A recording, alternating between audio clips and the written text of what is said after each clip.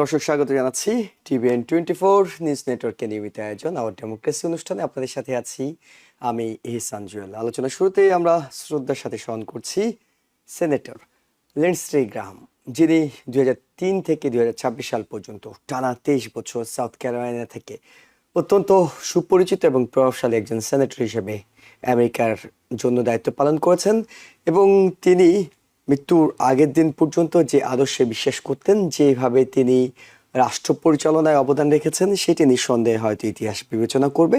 তাকে আমরা শ্রদ্ধার সাথে স্মরণ করে আমাদের আলোচনা এগিয়ে নিতে চাই। ইরান যুদ্ধ প্রসঙ্গ। গত 17 জুন স্বাক্ষরিত অন্তর্বর্তীকালীন যুদ্ধবিরতি চুক্তি ভেঙে যাওয়ার পর ট্রাম্প প্রশাসন কংগ্রেসে একটি আনুষ্ঠানিক নোটিশ পাঠিয়েছে। এর মাধ্যমে হোয়াইট হাউস দাবি করেছে কংগ্রেসের অনুমোদন ছাড়াই তারা আরও 60 দিন ইরানে সামরিক অভিযান চালানোর আইনি অধিকার লাভ করেছে। ডেমোক্রেট আইন প্রণেতারা এই সিদ্ধান্তের তীব্র বিরোধিতা করেছেন। সিনেটর অ্যাডাম শিফ, চাক শুমার ও ক্রিস মার্ফি ট্রাম্পের এই পদক্ষেপকে বেআইনি এবং বিপর্যয়কর বলে অভিহিত করেছেন এবং যুদ্ধ বন্ধের দাবি জানিয়েছেন তারা। ক্রিস মার্ফি আরও উল্লেখ করেছেন যে ইরানের সাবেক সর্বোচ্চ নেতা আলী খামেনিকে হত্যা করা আমেরিকার একটি বড় ভুল ছিল, যার ফলে সেখানে আরও চরমপন্থীরা ক্ষমতায় এসেছে। এর মধ্যেই প্রেসিডেন্ট ট্রাম্প ঘোষণা করেন যে আমেরিকার নৌবাহিনী হরমুজ প্রণালী নিয়ন্ত্রণ করবে এবং এর নিরাপত্তা নিশ্চিত করতে সেখান দিয়ে যাতায়াতকারী সব মালবাহী জাহাজের উপর 20% শুল্ক আরোপ করা হবে। তবে এই সিদ্ধান্তের তীব্র সমালোচনা করেন রিপাবলিকান সেনেটর জন কর্নিন এবং ডেমোক্রেটিক সেনেটর অ্যান্ড্রু কিম। তীব্র সমালোচনার মুখে ট্রাম্প তার 20% শুল্ক আরোপের সিদ্ধান্ত থেকে সরে আসেন। তিনি জানান শুল্কের পরিবর্তে উপসাগরীয় দেশগুলো অর্থাৎ গালভুক্ত দেশগুলো সৌদি আরব, কাতার, সংযুক্ত আরব আমিরাতের পক্ষ থেকে কয়েকশো কোটি ডলারের সরাসরি বাণিজ্য বিনিয়োগের চুক্তি নিশ্চিত করার কথা আমেরিকাকে বলা হবে এবং এর মাধ্যমে আমেরিকা তাদের খরচটা পুষিয়ে নেবে। তবে ঘরের অর্থনৈতিক সংকট কীভাবে সামাল দেবেন প্রেসিডেন্ট, সেটা নিয়ে স্পষ্টতা আছে, কারণ ডেমোক্র্যাটদের হিসেব বলছে ইরান যুদ্ধ শুরু হওয়ার পর থেকে আমেরিকার সাধারণ মানুষ জ্বালানি তেলের পেছনে অতিরিক্ত $56.4 বিলিয়ন ব্যয় করেছে। গত 26 ফেব্রুয়ারিতে যুদ্ধের আগে প্রতি গ্যালন গ্যাসের গড় মূল্য যেখানে $2.98 ছিল, বর্তমানে তা বেড়ে দাঁড়িয়েছে $3.85। এই ঘরের ভিতরে এবং ঘরের বাইরে আন্তর্জাতিক যে যুদ্ধ পরিস্থিতি চলছে সেগুলো প্রেসিডেন্ট ডোনাল্ড ট্রাম্প কীভাবে সামাল দেবেন, আমেরিকা কীভাবে সামাল দেবে, সেগুলো আমরা আলোচনা করব। আলোচনার জন্য আমরা আমন্ত্রণ জানিয়েছি বাংলাদেশ ল সোসাইটি নিউ ইয়র্কের সাবেক general secretary advocate Abdur Rashid. আমরা আমন্ত্রণ জানিয়েছি Kentucky university department of international রিলেশনসের শিক্ষক ডক্টর নাজমুস সাকিব। আপনাদের দুজনকে স্বাগত জানাচ্ছি। ডক্টর নাজমুস সাকিব, আমরা একটু আপনার কাছে শুনি, সেটি হলো যে প্রেসিডেন্ট ডোনাল্ড ট্রাম্প নতুন করে ইরান যুদ্ধের যে প্রেক্ষাপট তৈরি হয়েছে সেখানে তিনি নিজেই ঘোষণা দিয়ে রেখেছিলেন যে হরমুজ থেকে আমরা এখন টোল সংগ্রহ করব, 20% শুল্ক সংগ্রহ করব। আজকে কোন প্রেক্ষাপটে তিনি সেই দাবি থেকে সরে গিয়েছেন বলে আপনার কাছে মনে হচ্ছে? প্রেসিডেন্ট নিজে একটা বক্তব্য দিয়েছেন, সেটা একটু শুনি, তাহলে আপনার আলোচনার জন্য সুবিধা হবে। بعمل رائع On the prior question, the Hormuz Strait toll idea for you, that's dead now. That's completely gone. No, I just told you, you have Saudi Arabia, UAE, Qatar, Bahrain, and Kuwait, primarily, and then others. I spoke to all of them, and they would love to invest more money in the United States at record amounts, and that would be very acceptable. And this way, there's no fee. I don't like the concept of a fee, but at the same time, it's not fair that we're protecting this strait for the entire world, for China and everyone. I don't mind protecting it for China. I don't mind protecting it for anybody, but it's unfair that we're not in somehow compensated. And we've been doing this for many years. It's bothered me 25 years ago. It bothered me. During my first term, I was doing things like you have to invest in the United States. But by doing it that way, there's no fee. They're investing and they're getting a return on their money, and it's good. But they're going to be making massive investments into the United States, and I like that much better. Doctor Nazmus Sakib, প্রেসিডেন্টের ব্যাখ্যাটা শুনছিলেন। প্রেসিডেন্টের ব্যাখ্যাটা কি ঠিক আছে, নাকি আসলে এটা বাস্তবসম্মত ছিল না বলেই ফিরে আসতে হলো? ধন্যবাদ জুয়েল ভাই। প্রথমত আমি যেটা বলতে চাই যে প্রেসিডেন্ট ট্রাম্প একটা কথা আজকে বললেন এবং পরের দিনই এক্স্যাক্টলি অপোজিট বললেন, এটা কিন্তু আজকে প্রথম না। এই ইরান যুদ্ধ শুরুর একদম প্রথম দিক থেকে আমরা দেখছি যে তিনি কিন্তু লফটি অনেক অনেক আইডিয়ালস এর কথা বলেছেন। তিনি অনেক কিছু বলেছেন যেটা ইমিডিয়েটলি তারপরে এটার উল্টা কথা বলেছেন। সুতরাং এই যে ফ্লিপ ফ্লপ করার ওনার যে অভ্যাস, বিশেষ করে ট্রুথ সোশ্যালে উনি যে ধরনের কথা বলেন, সেগুলাতে আসলে কিন্তু মানুষজন মানে ইন্টারন্যাশনাল অ্যাটলিস্ট অবজারভাররা এবং যারা প্লেয়ার, তারা সেগুলাকে খুব সিরিয়াসলি নেওয়া কিন্তু বেশ আগেই বন্ধ করে দিয়েছে। এবং সেটা আপনি বাজারের দিকে তাকালেও দেখতে পারবেন, সেটা আপনি মিলিটারি মোবিলাইজেশনের ক্ষেত্রেও দেখতে পাবেন। তো হ্যাভিং সেড দ্যাট, আপনার যদি মনে থাকে যে প্রেসিডেন্ট ট্রাম্প এই যে ফির কথা বলছিলেন, এক্স্যাক্টলি তার অপোজিট কথা তার সেক্রেটারি অফ স্টেট রুবিও কিন্তু আগে বলেছিলেন যে এটা এর কোনো একটা ফি আরোপ করা ইন্টারন্যাশনাল লর সুস্পষ্ট লঙ্ঘন। প্রথমত এখানে কয়েক লেভেলের কৌতুক করার কি স্টেটমেন্টটা, কারণ আজকে আবার রুবিওর আরেকটা ক্লিপে আমরা দেখতে পাচ্ছি তিনি ইন্টারন্যাশনাল ক্রিমিনাল কোর্টকে প্রচন্ড রকম হুমকি ধামকি দিচ্ছেন যে আমেরিকান সভরেন্টির উপরে আবার অন্য কোনো ইন্টারন্যাশনাল লর সভরেন্টি থাকতে পারবে না। সো এই যে 5 মিনিটের জন্য তিনি যে একটু ইন্টারন্যাশনাল লর কথা বলেছিলেন, তখন কিন্তু তিনি নিজেকেই নিজে কন্ট্রাডিক্ট করছেন আর কি, আজকের প্রেসিডেন্ট ট্রাম্পের যে অবস্থান সেটার সাথে মিলিয়ে দেখলে। তো সার্বিকভাবে দেখলে আমি মনে করি যে এটা জাস্ট প্রেসিডেন্ট ট্রাম্পের রেটোরিক্যাল একটা স্টেটমেন্ট ছিল। তিনি জানেন যে তিনি যে নতুন করে আবার একটা ব্লকেড শুরু করলেন, যেই ব্লকেড এর আগে তিনি ট্রাই করেছিলেন এবং শোচনীয়ভাবে ফেল করেছিল, সেটা যে আবার তিনি শুরু করলেন, এই বিষয়টা তো তার নিজের যে ভোটার তাদের কাছে বেচতে হবে, তাদের কাছে ক্লিয়ার করতে হবে যে কেন তিনি আবার একটা ফেল জিনিসকে নিয়ে আসলেন। তো সেই জায়গা থেকে তিনি একটু মার্কেটটা চাঙ্গা করার জন্য বললেন যে আমি আসলে এটা করে একটা বিরাট একটা মানে অকল্পনীয় অবিশ্বাস্য রকমের ফির কথা বললেন, 20%। Nobody believes this. ইরানের আগে যে ফির কথা বলেছিল সেটা 1%-এরও কম।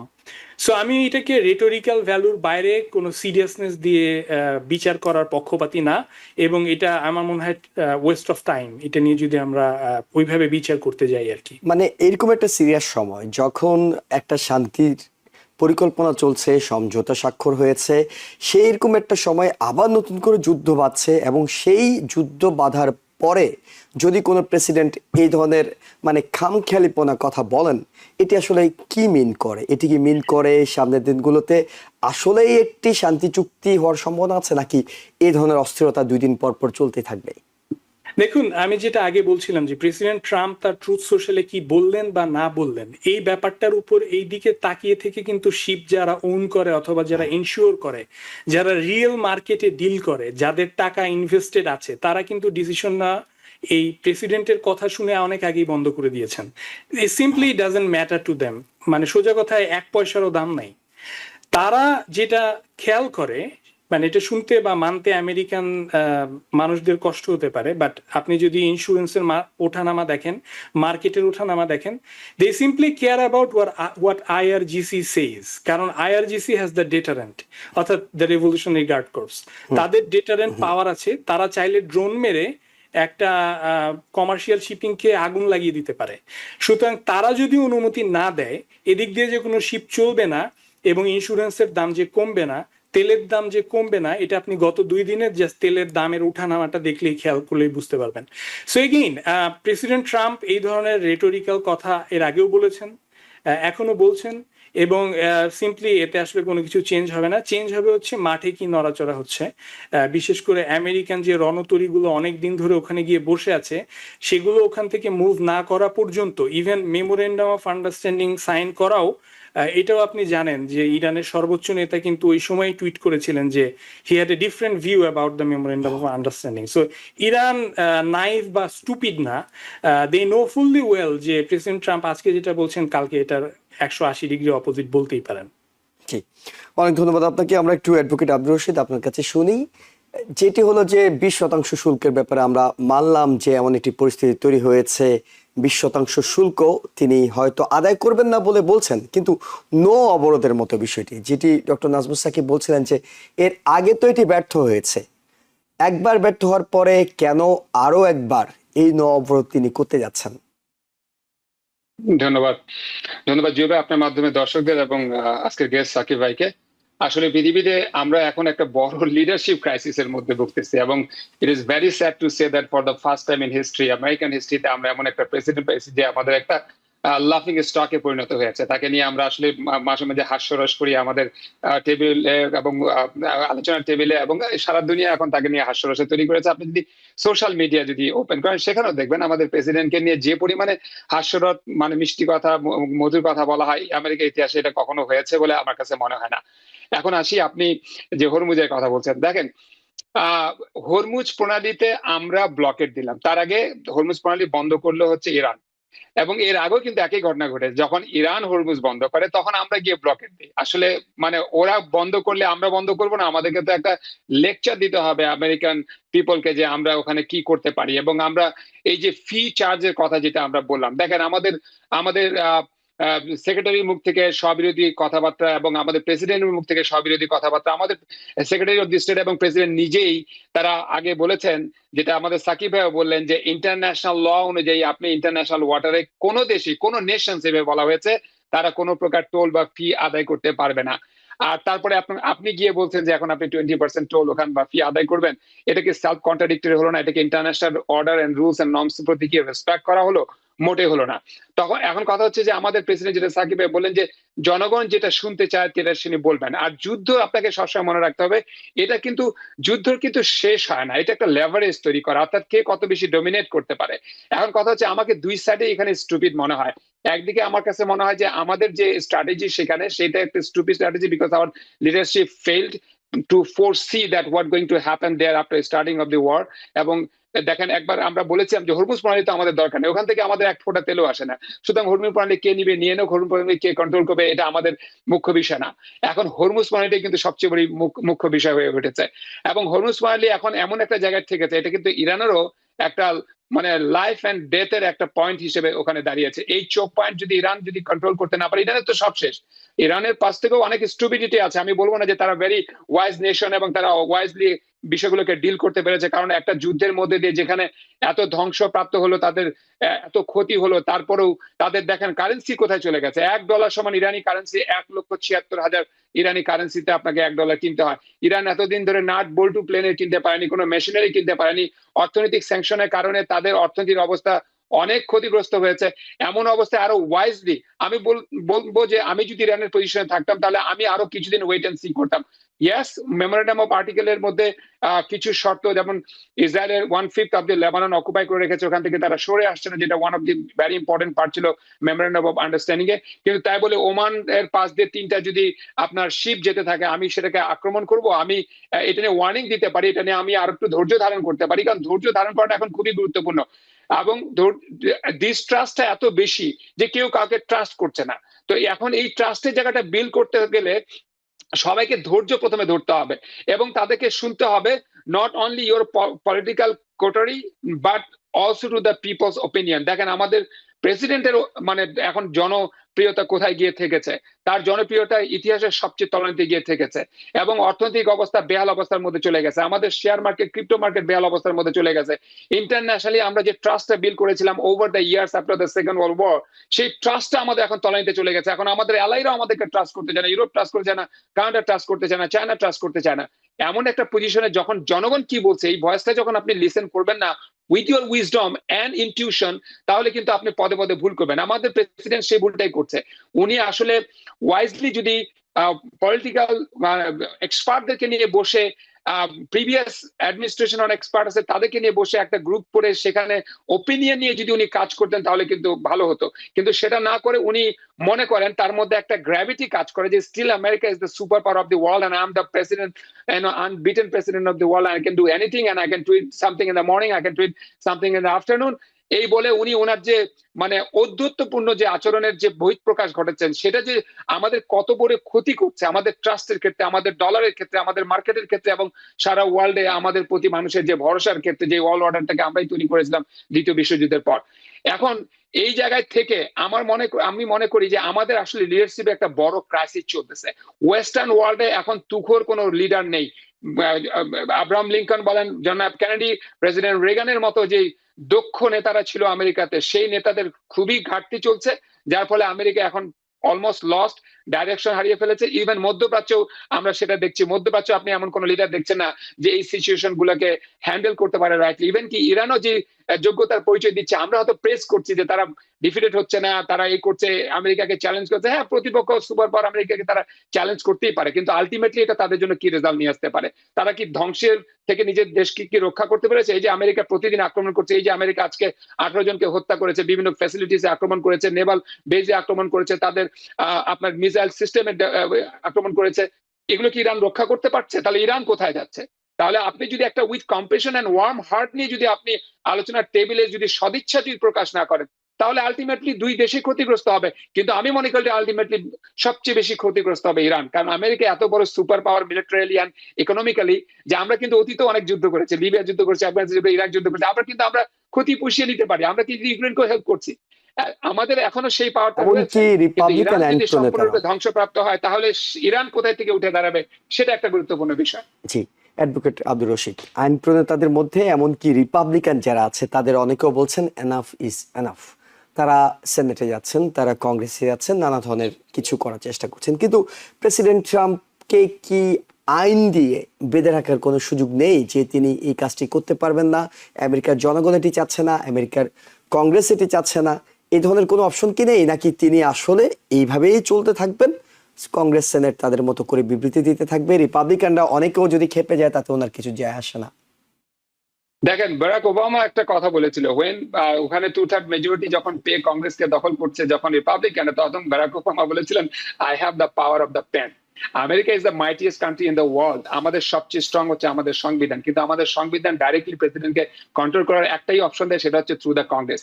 কংগ্রেস যদি মেজরিটির ভিত্তিতে কোনো আইনকে নিয়ে এসে প্রেসিডেন্টকে কন্ট্রোল করতে তাহলে করতে পারবে, আদারওয়াইজ করতে পারবে না। এখন ম্যাটার অফ ফ্যাক্ট হচ্ছে কংগ্রেসে তো রিপাবলিকানরা মেজরিটি, সুতরাং প্রেসিডেন্ট যদি কোনো কংগ্রেসের কাছ থেকে বড় বিষয়ে যদি কোনো সাপোর্ট নাও পান, তার পেনের অ্যাডমিনিস্ট্রেটিভ এন্ড এক্সিকিউটিভ একটা পাওয়ার আছে, যেই পাওয়ারকে খাটিয়ে কিন্তু অনেক কিছু করতে পারে। এই যে যুদ্ধটার কথাই ধরেন, সংবিধানে বলে দেওয়া আছে যে যুদ্ধ পাওয়ারটা একমাত্র কংগ্রেসের হাতে। প্রেসিডেন্ট কংগ্রেসকে না জানিয়ে যুদ্ধ শুরু করতে পারেন, 48 ঘন্টার মধ্যে তিনি জানাবেন, কিন্তু 60 দিন তিনি যুদ্ধ কন্টিনিউ করতে পারেন। এরপর পরবর্তী আরো 30 দিন উনি এক্সট্রা নিতে পারেন সোলজারকে ব্যাক করে নিয়ে আসার জন্য। প্রেসিডেন্ট কিন্তু কংগ্রেসের কোনো অনুমতি নিয়ে যুদ্ধ শুরু করেন নাই। কংগ্রেসকে মানে যেভাবে জানানোর দরকার, কংগ্রেসও কোনো অ্যাকশন তার বিরুদ্ধে নেয় নাই। নট অনলি দ্যাট, যুদ্ধ উনি আবার শুরু করলেন without approval of the Congress. এখন এই যে তার অ্যাডমিনিস্ট্রেটিভ পাওয়ার, এটাই কিন্তু আমেরিকার প্রেসিডেন্টকে যুদ্ধের ক্ষেত্রে সুপার পাওয়ার হিউম্যান বানিয়ে রেখেছে। এখন এটা কন্ট্রোল করার মতো আইন আমাদের কাছে নেই, একমাত্র কংগ্রেসই পারে, because Congress is the highest power of the country. Congress যদি কিছু করে তাহলে সম্ভব, না হলে প্রেসিডেন্টের পেনের ক্ষমতা এত বেশি যে উনি যে কোনো সময় যে কোনো দেশের সাথে যুদ্ধ লাগিয়ে দিতে পারেন। ডক্টর নাজমুস সাকিব, আমরা এই বিষয়টি নিয়ে একটু আপনার কাছে শুনি যে তেলের দাম বাড়ছে, কি পরিমাণ বাড়ছে সেটি ভোক্তারা সবাই টের পাচ্ছেন পাম্পে গেলেই, এবং একই সাথে এখানকার নিত্য জীবনের যে ব্যয় সেটি বাড়তে বাড়তে অনেকেরই না বিশ্বাস ওঠার মতো একটি অবস্থা হচ্ছে। এটিকে প্রেসিডেন্ট যদিও মুখে বলছেন, আপনিও বলছিলেন যে তিনি সকালে একটি বলেন, বিকেলে হয়তো অন্যটি বলবেন, কিন্তু এখন পর্যন্ত যেটি বলেছেন তিনি মিড টার্ম নির্বাচন নিয়ে কেয়ার করছেন না। তার কাছে একমাত্র ইস্যু হলো ইরানকে কোনোভাবে পারমাণবিক শক্তিধর দেশ হতে দেওয়া যাবে না। মধ্যবর্তী নির্বাচনের আগে এটি রিপাবলিকানদেরকে, আমি ডেমোক্রেটদের কথা আনছি না, কতটা চাপে রাখতে পারবে বলে আপনার কাছে মনে হয়? আমার কাছে মনে হয় যে অলরেডি ইনাফ ড্যামেজ ঘটিয়ে ফেলেছে রিপাবলিকান বেজের এগেনস্টে, এবং সেটা আমরা বিভিন্ন সময় বিভিন্ন জরিপে দেখতে পাচ্ছি। এখন তো majority of the American, regardless of Republican আর ডেমোক্র্যাটস, তারা ইরান ওয়ারের বিপক্ষে, এবং রিপাবলিকানদের মধ্যে একটা সিগনিফিকেন্ট অংশ এই যুদ্ধের বিপক্ষে, বিশেষত ইয়াঙ্গার ভোটার্সরা। একমাত্র বুমার রিপাবলিকান হচ্ছে একমাত্র এথনিক এবং এইজ গ্রুপ যাদের কাছে এই যুদ্ধটা এখনো রেলেভেন্ট। এছাড়া আমেরিকান কারো কাছে তো এই যুদ্ধটা রেলেভেন্টই না। তো এটা আলটিমেটলি ডিপেন্ড করবে হচ্ছে যে সমস্ত রিপাবলিকানরা মিড টার্মে ভোটে জেতা না জেতা তাদের উপর, তাদের ক্যারিয়ারের উপর মানে কোনো প্রভাব ফেলে, তারা কি ধরনের চাপে রাখতে পারেন প্রেসিডেন্ট ট্রাম্পকে সেটার উপরে। কারণ প্রেসিডেন্ট ট্রাম্প তো আর নির্বাচনে দাঁড়াচ্ছেন না এই মিড টার্মে, তাকে তো আর জনগণের ভোটের মুখাপেক্ষী হতে হচ্ছে না, তাই না? তো এখন যদি রিপাবলিকানরা যারা কংগ্রেস এবং সিনেটে আছেন তারা যদি এই সাহসী কাজটা, এই রিস্কি কাজটা করতে পারেন, রিস্কিং অ্যালিয়েনেটিং দ্য মাগা বেজ, যদি তারা সাহস করে বলতে পারেন, যেটা দু একজন বলেছেন, সেটা যদি তারা কন্টিনিউ করতে পারেন এবং প্রেসিডেন্ট ট্রাম্পকে যদি এই চাপের মুখে রাখতে পারেন, যদি বলতে পারেন ইনাফ ইজ ইনাফ, তাহলে একটা সম্ভাবনা আছে যে প্রেসিডেন্ট ট্রাম্প হয়তো কিছুটা বাধ্য হবেন। তবে আমি একটা কথা বলে রাখি, এই সমস্ত পলিটিক্যাল বা পোলের যে ক্যালকুলেশন সেগুলোর বাইরে গিয়ে আমি বলে রাখি, সেটা হচ্ছে যে মিলিটারি যে ইকুয়েশনটা, সেটা কিন্তু শুধুমাত্র ক্যাপাবিলিটি কার কত বেশি সেইটার দ্বারা নির্ধারিত হয় না। এটা আমরা ইউক্রেনে দেখেছি, সেটা আমরা লেবাননে দেখেছি, সেটা আমরা ইরানে হরমুজেও দেখেছি। তো মিলিটারি রিয়েলিটিটা হচ্ছে এমন এক জায়গায় যেটা অনেকজন প্রফেসর এটা ব্যাখ্যা করেছেন, এটার নাম দিয়েছেন এসকেলেশন ট্র্যাপ। সেই অবস্থাটা এমন জায়গায় যে যেই কারণে প্রেসিডেন্ট ট্রাম্প বাধ্য হয়েছিলেন একটা মেমোরেন্ডাম অফ আন্ডারস্ট্যান্ডিং সাইন করতে, কারণ তিনি মিলিটারি অপশনগুলো কাজ করে নাই বলেই তো তিনি এই মেমোরেন্ডাম সাইন করতে বাধ্য হয়েছিলেন। সেই অবস্থা থেকে মাঠের পরিস্থিতি কিন্তু খুব একটা বদলায়নি। সুতরাং যেই জায়গায় গিয়ে আগের যুদ্ধটা শেষ হয়েছিল এবং তারপরে এমওইউ করতে হয়েছিল, সেই জায়গায় আবার এই যুদ্ধটা গিয়ে শেষ হবে বলেই আমার অনেকটা এডুকেটেড গেস। এবং সেই রিয়েলিটিটা, military reality will compel president Trump to come to the negotiation table. এই ব্যাপারে আমি মোটামুটি কনফার্ম। যদি না এখানে কোনো একটা ওয়াইল্ড কার্ড ইভেন্ট ঘটে, সেটা হচ্ছে আমাদের লাস্ট ভয়, সেটা হচ্ছে নিউক্লিয়ার অপশন। সেটা ছাড়া কনভেনশনাল অপশন আপনি যত ফায়ার পাওয়ার ইউজ করেন না কেন, অ্যাসিমেট্রিক ওয়ারফেয়ারের কারণে যেহেতু ইরানের হাতে অসংখ্য লেভারেজ আছে যেগুলো এখনো তারা ব্যবহার করেনি, অনেক অনেক লেভারেজ আছে, যেমন ডেটা পাইপলাইনগুলো আছে, ডেটা সেন্টারগুলো আছে, প্রেসিডেন্ট ট্রাম্পের যে সমস্ত পার্সোনাল বিজনেস ইনভেস্টমেন্ট আছে গালফে সেগুলো আছে, সুয়েজ ক্যানাল আছে, তারপর রেড সি আছে, যেগুলো এখনো ইরান ব্যবহার করেনি, সেগুলো কিন্তু ইরান করতে পারে এবং তার অ্যালাইরা ব্যবহার করতে পারে এই রিজিয়নে। তো আমার মনে হয় military reality will ultimately compel president Trump to come to the negotiation table. Okay, Nazmul Sakib, সেটি হলো আপনি আলোচনার শুরুতে বলছিলেন যে ইন্স্যুরেন্স কোম্পানিগুলো এখন তাকিয়ে থাকে প্রেসিডেন্ট ডোনাল্ড ট্রাম্প তার ট্রুথ সোশ্যালে কি বলেছেন সেটির উপর নয়, আইআরজিসি কি বলছে সেটির উপর। কিন্তু আমরা যদি অন্য পক্ষ দেখি, মুদ্রার উল্টো পিঠে যারা আছেন, অবস্থান করছেন ইরান, তাদের অভ্যন্তরীণ বেশ কিছুটা সময় ধরেই আমরা একটু শুনতে পাচ্ছি বিভিন্ন মিডিয়ায় যে সেখানে এক ধরনের অস্থিরতা বিরাজ করছে।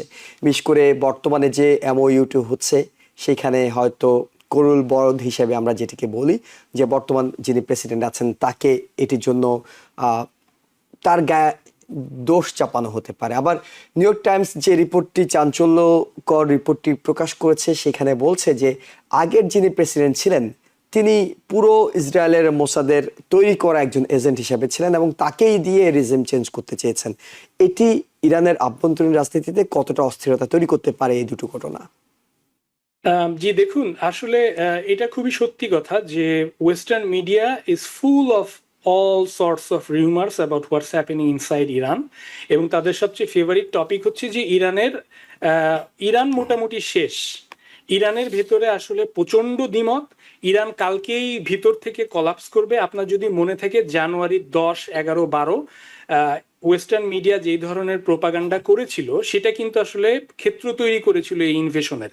ফেব্রুয়ারি 28 তারিখে গিয়ে যেটা হলো, যেটা ওই জানুয়ারি শুরুর দিকে হওয়ার কথা ছিল, যে ইরানে এমন লেভেলের প্রোটেস্ট হচ্ছে যে একটুখানি সহায়তা, যেটা প্রেসিডেন্ট ট্রাম্প বলেছিলেন যে হেল্প ইজ কামিং, এটুকু দিলেই ইরান একদম ভেতর থেকে এক্সপ্লোড করে শেষ হয়ে যাবে। এবং এটা এই বছর শুধু না, 79 সালে ইসলামী বিপ্লবের পর থেকে ইরানের ব্যাপারে দশকের পর দশক ধরে ওয়েস্টের সবচেয়ে শক্তিশালী মিডিয়া, সবচেয়ে নির্ভরযোগ্য মিডিয়াগুলা কিন্তু একই কথা বলে এসেছে। এর মানে এই না যে ইরানের ভেতরে ইন্টারনাল রিপ্রেশন বা ডিসেন্টকে ঠেকানো হয়নি অথবা হতাহত হয়নি, আমি সেটা বলছি না। কিন্তু এই যে প্রোপাগান্ডার একটা প্যাটার্ন আছে দশকের পর দশক ধরে, সুতরাং এই প্যাটার্নের কারণে আমরা যদি হিস্টোরিক্যালি রিড করতে চাই, we have to take everything with a grain of salt. Having said that, এখন যে বিষয়টা এখানে আলোচনা হচ্ছে যে আহমাদি নেজাদ কি আসলে ইসরায়েলের এজেন্ট হিসেবে কাজ করছিলেন কিনা, could be, nothing is of the table. But আমার যেটা খুবই একটা কাউন্টার ইনটুইটিভ পজিশন এখানে, সেটা হচ্ছে ধরেন একজন অ্যাসেট, একজন ইন্টেলিজেন্সের অ্যাসেট, তাকে ক্রিয়েট করতে যে পরিমাণের রিসোর্স এবং টাইম ইনভেস্ট করে আরেকটা দেশ, what's the incentive of outing them in public? আপনি এত বছর ধরে একজন অ্যাসেটকে ক্রিয়েট করলেন এত হাই লেভেলে, এখন আপনার কি ঠেকাটা পড়লো যে আপনি মিডিয়ার সামনে এসে বলছেন যে হ্যাঁ ও আমার অ্যাসেট ছিল? এটা কি কেউ করে? হিস্ট্রিক্যালি কি আমরা দেখি যে আপনার অ্যাসেটকে আপনি এসে পাবলিকলি প্রকাশ করবেন, এটা কি বার্তা দেবে অন্যান্য না, অ্যাসেটদেরকে? এইটি তো ইরানের ধরা ভেতরে তো পড়ে যাওয়ার হাজার পরে হাজার বলা asset হচ্ছে, আছে। মানে যখন ইরানের গোয়েন্দা সংস্থাগুলোকে তাকে আটক করে রেখেছে এবং বলছে যে হ্যাঁ তাদের কাছে তথ্য আছে তিনি মোসাদের হয়ে কাজ করতেন, তখন গিয়ে বিভিন্ন সোর্স থেকে হয়তো নিউ ইয়র্ক টাইমসের রিপোর্টাররা বলছেন যে এই প্রেক্ষাপটে তাদের কাছে এই সূত্রটি এসেছে যে তিনি মোসাদের হয়ে কাজ করতেন। না, ইরানের সরকারি বার্তা সংস্থার রিপোর্ট আমি দেখেছি, তারা দেখাচ্ছে আহমাদিনেজাদ যে নেইবারহুডে থাকতেন সেখানকার দোকান, সেখানকার মসজিদের সাক্ষাৎকার নিয়ে বলছে যে এই যুদ্ধ শুরু হওয়ার আগে আপনারা কেউ আহমাদিনেজাদকে দেখেছেন কিনা। তারা বলছে he use to join our weekly programs, speak with everyone else এইখানে। ওকে, সো ইরানিয়ান কোনো সোর্স থেকে, কোনো পাবলিক সোর্স থেকে, ইরানিয়ান যে সমস্ত প্রফেসর আমেরিকান মিডিয়ার সাথে কথা বলেন, তেহরানের একজন প্রফেসর সাইয়েদ মারান্দি, তিনি ওপেনলি বলেছেন যে এই ধরনের প্রোপাগান্ডা ওয়েস্টার্ন মিডিয়া আগেও করেছে এবং তিনি হাউস অ্যারেস্ট ছিলেন এই কথাও সত্য না, তিনি ইসরায়েলি অ্যাসেট এই কথাও সত্য না। তারা এই কাজটা করে থাকে হচ্ছে ইন্টারনাল ডিভিশন ক্রিয়েট করার জন্য, যে ইরানের ভিতরে নানান রকমের মতবিরোধ আছে, ইরান আসলে একদমই ভেতর থেকে ভেঙে পড়বে, ইরানের কেউ কেউ ইসরায়েলের সাথে জয়েন করছে। এটা হচ্ছে Iranian position, Iranian official position. আমি বলছি না যে ইরানিয়ান অফিসিয়াল পজিশন অথবা ওয়েস্টার্ন পজিশন কোনোটা রাইট, আমি জাস্ট নৈর্ব্যক্তিকভাবে কিছু র্যাশনাল কোয়েশ্চেন রেজ করার ট্রাই করছি যে যদি এটা তাই হয় তাহলে ইসরায়েলের কি ইনসেন্টিভ থাকতে পারে other than creating the division, right? So ইসরায়েলের যারা অন্যান্য এজেন্ট আছেন, যাদের কথা ইসরায়েলি ল মেকাররা পাবলিকলি বলেছেন যে আমাদের লোকেদের হাতে অস্ত্র দিয়ে দিয়েছিলাম আমরা ওই বিক্ষোভটা যখন চলছিল, এই ধরনের অ্যাসেট যারা আছে অলরেডি ইরানের ভেতরে, তাদের কাছে ইসরায়েল কি বার্তা দিচ্ছে যে হ্যাঁ কালকে তোমার ব্যাপারও আমরা প্রকাশ করতে পারি। ডক্টর নাজমুল সাকিব যথার্থই বলেছেন। আমরা একটা ছোট বিরতি নিয়ে ফিরছি, আমাদের সঙ্গে থাকুন। আবারও স্বাগত জানাচ্ছি আওয়ার ডেমোক্রেসি অনুষ্ঠানে। আমাদের সাথে আলোচক হিসেবে আছেন অ্যাডভোকেট আব্দুর রশিদ এবং ডক্টর নাজমুল সাকিব। অ্যাডভোকেট আব্দুর রশিদ, আমরা একটু ঘরের বিষয়ে আপনার কাছে ফিরতে চাই। আপনি যদি ইরানের অভ্যন্তরীণ রাজনীতিতে যে অস্থিরতার বিষয়টি পশ্চিমা মিডিয়ায় উঠে আসছে, এত বড় একটা যুদ্ধ এবং এরকম একটা ঘোলাটে পরিস্থিতিতে ইরানের এই ছোটখাটো বিষয়গুলো পশ্চিমা মিডিয়ায় এনে কতটা আসলে ফায়দা লোটার সুযোগ আছে নাকি আসলে এটি ফ্যাক্ট, এটি আপনার কাছে শুনবো। এবং এরপরে আপনার কাছে যেটি জানতে চাইবো সেটি হলো ঘরের রাজনীতিতে এখন পর্যন্ত প্রেসিডেন্ট ট্রাম্পের সবচেয়ে বড় বিজয় হিসেবে দেখা হয় ইমিগ্রেশনে যে কঠোরতা তিনি করছেন, কিন্তু সেখানেই যখন নাগরিকদের প্রাণ যাচ্ছে সেটি উল্টো তার জন্য কতটা বুমেরাং হচ্ছে বলে আপনি মনে করছেন? ধন্যবাদ, খুবই গুরুত্বপূর্ণ প্রশ্ন। ইরান মানে পশ্চিমা বিশ্ব, আপনি পুঁজিবাদ হচ্ছে এমন একটা মেশিন, যে মেশিনটা কিন্তু মার্কেট তৈরি করে। যুদ্ধ কিন্তু একটা বড় ব্যবসা এবং বিশাল বিশাল কোম্পানিগুলো, এই যে মধ্যপ্রাচ্যের গাপযুক্ত কান্ট্রিগুলোতে আপনার billions and billions of dollar তারা অস্ত্র বিক্রি করে, রাইট? যুদ্ধ একটা হচ্ছে ব্যবসা, আপনার যুদ্ধ করতে হবে, যুদ্ধ করাইতে হবে। ইরান ইরাক যুদ্ধ যখন হয় তখন আমরা দেখেছি একদিকে ইসরায়েল অস্ত্র দিচ্ছে এক দেশকে, আরেকদিকে আমেরিকা অস্ত্র দিচ্ছে একদিকে, এবং পৃথিবীর যে কোনো প্রান্তে যখন আপনি যুদ্ধ দেখবেন, it is Congo or any part of the world, দেখবেন যে পরাশক্তিরা এখানে একটা বাণিজ্য করার ধান্দার মধ্যে থাকে। এবং আমাদের প্রেসিডেন্টের মুখ থেকে আপনি অবভিয়াসলি শুনতেছেন, উনি টোলের কথা বলেন, ফি এর কথা বলেন, বিলিয়ন্স এন্ড বিলিয়ন্স ডলার ইনভেস্টমেন্টের কথা বলেন। অর্থাৎ হচ্ছে এখানে মানি হচ্ছে মূল ফ্যাক্ট। অর্থাৎ এর মধ্যে দিয়ে আসলে যুদ্ধ কি জনগণ চায় নাকি? যুদ্ধ জনগণ কখনো চায় না। যুদ্ধ চায় হচ্ছে স্বার্থবাদী একটা মহল থেকে পুঁজিবাদ ব্যবস্থার মধ্যে, তারা যুদ্ধ চায় কারণ তাদের সম্পদ billions and billions, trillions and trillions ডলারে উন্নীত হবে, তারা লাভবান হবে। এটি হচ্ছে মূল ফ্যাক্ট। এখন যুদ্ধ করতে গেলে তো আপনাকে ন্যারেটিভ তৈরি করতে হবে। আপনার হেজিমনি মানে কামিয়াব করতে গেলে তো আপনাকে ন্যারেটিভ তৈরি করতে হবে, এবং ন্যারেটিভ তৈরি করার জন্য কিন্তু অনেক মেশিনারি কাজ করে। এই যে যেটা সাকিব ভাই বললেন, যে এই যে ইরানকে নিয়ে আপনার ওই আহমেদিজানকে নিয়ে যে আপনার ইয়েগুলো টাইমস করেছে, টাইমস এর আগে অনেক এরকম নিউজ করেছে। তারা মানে নিউজ তৈরি করে, কারণ হচ্ছে যে একটা ন্যারেটিভ তৈরি করতে হবে, এবং এই ন্যারেটিভ না তৈরি করলে তো আপনি রিজনস তৈরি হবে না যে আপনি আসলে কোথাও কিছু করতে গেলে বা অ্যাকশন নিতে গেলে কেন অ্যাকশনটা নেবেন, তাই না? এখন আমরা দেখাতে চাই যে ইরানের ভিতরে বড় বিভক্তি আছে। আহমেদিনেজাদ তিনি মোসাদের জন্য কাজ করেছেন, ইসরায়েল তার জন্য তাকে প্রেসিডেন্ট বানাতে চেয়েছে, এরকম অনেক তথ্য আছে। এখন এই তথ্যগুলো কি ভ্যালিডিটি কি আমরা জাস্টিফাই করতে পারি কিনা, এটা কি দেখার সুযোগ আছে কিনা? অ্যাজ এ জনগণ আমাদের সেই সুযোগ নেই। আমরা ন্যারেটিভ গুলো দেখি, দেখে কিছু মানুষ আবেগে আপ্লুত হই, কিছু মানুষ বিশ্বাস করি, কিছু মানুষ যারা আমরা তথ্য ফ্যাক্ট চেক করতে পছন্দ করি তাদের কাছে এগুলো বিশ্বাস্য মনে হয় না। আমি সাকিবের সাথে একমত। এখন কথা হচ্ছে ইরানে কি ডিভিশন কি নাই নাকি? হ্যাঁ, অবভিয়াসলি সেখানে ডিভিশন আছে। একটা দেশের রাজনীতি থাকলে সেখানে ডিভিশন আছে। এখন ইরানের সব তথ্য কি আমরা ঘরোয়াভাবে আমরা এখানে জানতে পারবো নাকি আন্তর্জাতিক ভাবে? ইরানে কি সেই ফ্রিডম অফ ইনফরমেশন আছে কিনা? ইরানের সেই ইরানের রাজনীতিবিদরা কে কোথায় লোকাল লেভেলে কথা বলছেন, ইরানের শাসন ব্যবস্থা নিয়ে, সেগুলো কি আমাদের জানার সুযোগ আছে কিনা? না, একদমই নাই। ইরানে হচ্ছে আমেরিকা দিয়ে এইভাবে আমি ফ্রি স্পিচ দিতে পারি, মত প্রকাশ করতে পারি, সেই ফ্রি স্পিচ বা মত প্রকাশের স্বাধীনতা কিন্তু ইরানের মধ্যে নাই। যার ফলে এরকম নিউজকে আমরা কতটুকু বিশ্বাস করব, এটা আমাদেরকে ইতিহাস ফ্যাক্ট চেক করেই কেবলমাত্র এটার উপর রিলাই করতে হবে। তবে আমি সাকিব ভাইয়ের সাথে একমত, এরকম কনফিসকেটেড অ্যান্ড কনকক্টেড নিউজের প্রতি আমি আস্থা রাখি না, এবং যারা পলিটিক্স সম্পর্কে সচেতন এদেশে তারাও আস্থা রাখে বলে আমার কাছে মনে হয় না। হাউএভার, এরপরে আপনি যেটা বললেন যে আমাদের রিসেন্ট এই যে ঘরোয়া যে ব্যবস্থা, বা যেটা ট্রাম্পের একটা অন্যতম বড় মাগা প্রজেক্ট, একটা এজেন্ডা ছিল যে ইলিগাল ইমিগ্রেন্টদেরকে এই দেশ থেকে তাড়িয়ে দেওয়া, এবং সেই ডোজটা কিন্তু আমেরিকার জনগণ খেয়েছে। আমেরিকার জনগণ প্রায় 80% তারা মনে করতো যে হ্যাঁ, ইলিগালরা এদেশের মধ্যে থাকবে কেন, বেনিফিট নিবে কেন, তাদের সন্তান, তারা ওই ট্যুরিস্ট ভিসা আসবে, সন্তান পয়দা করবে, তাদের সন্তান ইউএস সিটিজেন হয়ে যাবে, এগুলো কেন হবে? আসলে পৃথিবীতে যে কোনো সেম কান্ট্রি এটা তো অ্যাকসেপ্ট করবে না, আমরাও এটাকে অ্যাকসেপ্ট করি নাই। যার ফলে আমরা ট্রাম্পকে বিশ্বাস করেছি, ভোট দিয়েছি, তাকে প্রেসিডেন্ট নির্বাচন করেছি। এখন উনি ইলিগালদেরকে তাড়ানো শুরু করেছেন বিভিন্ন ভাবে। এখানে ট্যাকটিকটা ছিল একটা প্রবলেমেটিক, অর্থাৎ the way that he is treating the immigrant people and the way he is driving away the immigrant people out of this country, এই ট্যাকটিকটার সাথে আমরা একমত না। যেভাবে করে আইস বিভিন্ন ছোট ছোট শহরে গিয়ে লোকাল পুলিশকে মনে করেন যে ওভার ফোর্স করে সিটিগুলোকে দখলে নিয়ে, আপনি মিনিয়াপলিসের ঘটনা নিশ্চয়ই আপনার মনে আছে, সেখানে কাইন্ড অফ গৃহযুদ্ধের মতো লেগে যাওয়ার মতো অবস্থা তৈরি হয়েছিল, তাই না? স্টেটের পারমিশন না নিয়ে একটা স্টেটে গিয়ে আপনি ইমিগ্রেন্টদেরকে ধরে ধরে ইচ্ছা মতো ডিটেনশনে রাখতেছেন, কখনো প্লেনে করে অন্য দেশে পাঠিয়ে দিচ্ছেন। আমেরিকার যে কোর একটা ভ্যালু আছে ডিউ প্রসেস, অর্থাৎ এই দেশের ভূখণ্ডে যে আপনি যখন ঢুকে গেলেন তখন কিন্তু আপনি আমেরিকার জুরিডিকশনের মধ্যে চলে গেলেন। ডাজন্ট ম্যাটার আপনি বৈধ আর অবৈধ, আপনাকে যদি জেল দেওয়া যায়, আপনাকে যদি ধরা যায়, তাহলে আপনাকে ডিউ প্রসেসও আপনার জন্য ফলো করাইতে হবে, অর্থাৎ আপনি সত্যি অপরাধী কিনা, দোষী কিনা, এটা ডিউ প্রসেসের মাধ্যমেই কেবলমাত্র প্রমাণিত হবে। ডিউ প্রসেস মানে হচ্ছে কোর্টের মাধ্যমে, কোর্ট নিরপেক্ষ একটা বডি, সেই ডিটারমাইন করবে যে এই মানুষটাকে আমেরিকায় রাখা যাবে না, কি প্রসেস তাকে বের করে দেওয়া হবে। কিন্তু এগুলোর কোনো কিছু তোয়াক্কা না করে আপনি মানুষকে ধরে ধরে পাঠাচ্ছেন, মানুষ ভয়ের মধ্যে থাকছে, সন্তানরা মা বাপ হারা হচ্ছে, মা বাপরা সন্তান হারা হচ্ছে, ছেলে মেয়েরা কলেজ স্কুলে যেতে পারছে না, তারা ভয়ে থাকছে। এই ভয়ের সংস্কৃতি তো আমরা আসলে চাই না, এইটা তো আমরা দেখতে চাই না। নট অনলি দ্যাট, আবার আপনি ইমিগ্রেন্টদেরকে আইসরা যেখানে সেখানে গুলি করে হত্যা করা শুরু করলো, এবং হত্যা করার আগে, গুলি চালানোর আগে যে কিছু নিয়ম নীতি আছে সেগুলো ফলো করতে হবে, সেই এনাফ নিয়ম নীতি বা ট্রেনিং তাদেরকে দেওয়া হলো না। যার ফলে আইস একটা ব্যর্থ প্রতিষ্ঠানে পরিণত হয়েছে।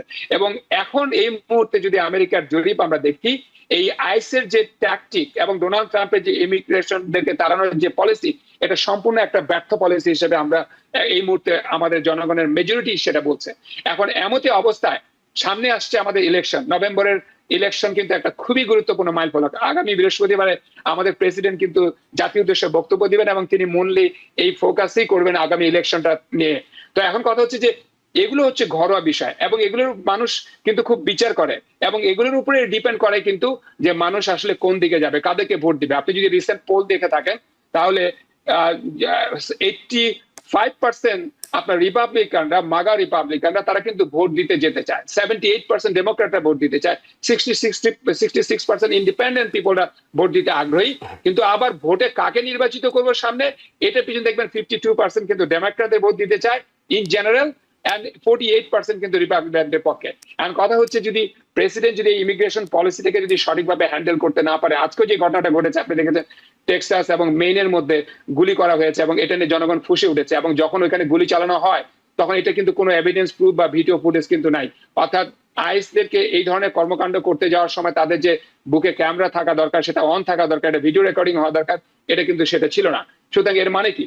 এর মানে আমরা জানি না যে কেমন ভাবে, কত অন্যায় ভাবে বা কিভাবে তাদেরকে মানে গুলি চালানো হয়েছে চলন্ত অবস্থায়, খুব কোনো অপরাধ নাই এমন একটা মানুষকে, এবং যে কোনো বড় ধরনের সাসপিশনের মধ্যেও ছিল না, কিন্তু ইমিগ্রেন্ট পিপল ছিল।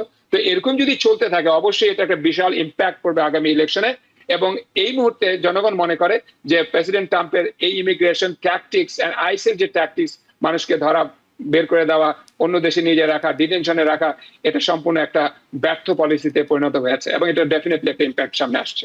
ডক্টর নাজমুস সাকিব, আপনার কাছে একটু জানতে চাই, সেটা হলো মাগা বেস, সেটি আমরা মাঝখানে প্রেসিডেন্টের কিছু কর্মকাণ্ডের কারণে একটু স্থবির হতে দেখেছিলাম, অর্থাৎ তাদের মধ্যেও কিছুটা সংশয় জাগছিল যে তাদের পুরো পলিসির সাথে প্রেসিডেন্টের কর্মকাণ্ডগুলো যাচ্ছে কিনা শতভাগ, সেই জায়গায় এখন আবার নতুন করে মধ্যবর্তী নির্বাচনকে সামনে রেখে তাদেরকে কতটা উজ্জীবিত দেখছেন, ডেমোক্র্যাটদের তুলনায় কত বেশি অ্যাক্টিভলি তারা কাজ করতে শুরু করেছে?